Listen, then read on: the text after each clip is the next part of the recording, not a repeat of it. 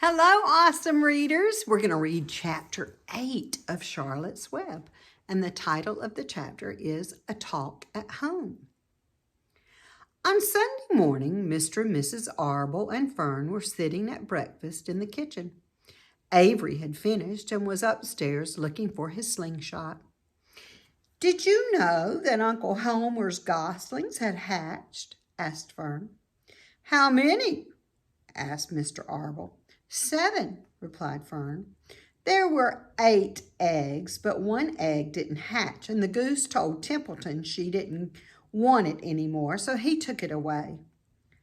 "The goose did what?" asked Mrs. Arble, gazing at her daughter with an odd, worried look. "Told Templeton she didn't want the egg anymore," repeated Fern. "Who is Templeton?" asked Mrs. Arble. "He's the rat," replied Fern. "None of us like him very much." "Who's us?" asked Mr. Arble. "Oh, everybody in the barn cellar. Wilbur and the sheep and the lambs and the goose and the gander and the goslings and Charlotte and me." "Charlotte?" asked Mrs. Arble. "Who's Charlotte?"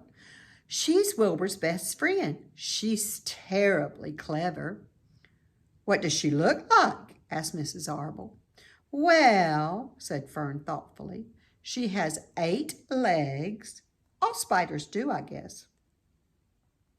"Charlotte's a spider?" asked Fern's mother. Fern nodded. "A big gray one. She has a web across the top of Wilbur's doorway. She catches flies and sucks their blood.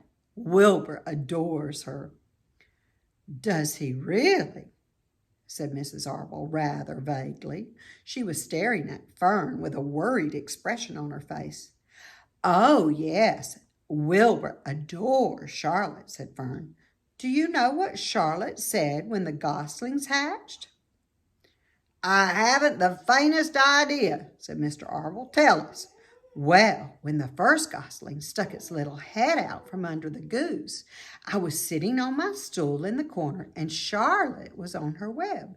She made a speech. She said, 'I am sure that every one of us here in the barn cellar will be gratified to learn that after 4 weeks of unremitting effort and patience on the part of the goose, she now has something to show for it.'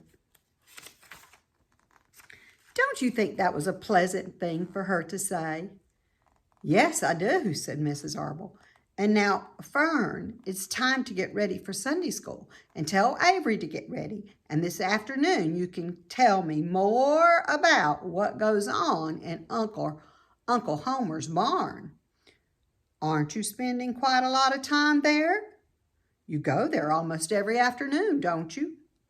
"I like it there," replied Fern. She wiped her mouth and ran upstairs. After she had left the room, Mrs. Arble spoke in a low voice to her husband. "I worry about Fern," she said. "Did you hear the way she rambled on about the animals, pretending they talk?" Mr. Arble chuckled. "Maybe they do talk," he said. "I've sometimes wondered. At any rate, don't worry about Fern. She's just got a lively imagination. Kids think they hear all sorts of things." "Just the same, I do worry about her," replied Mrs. Arble. "I think I shall ask Dr. Dorian about her the next time I see him. He loves Fern almost as much as we do.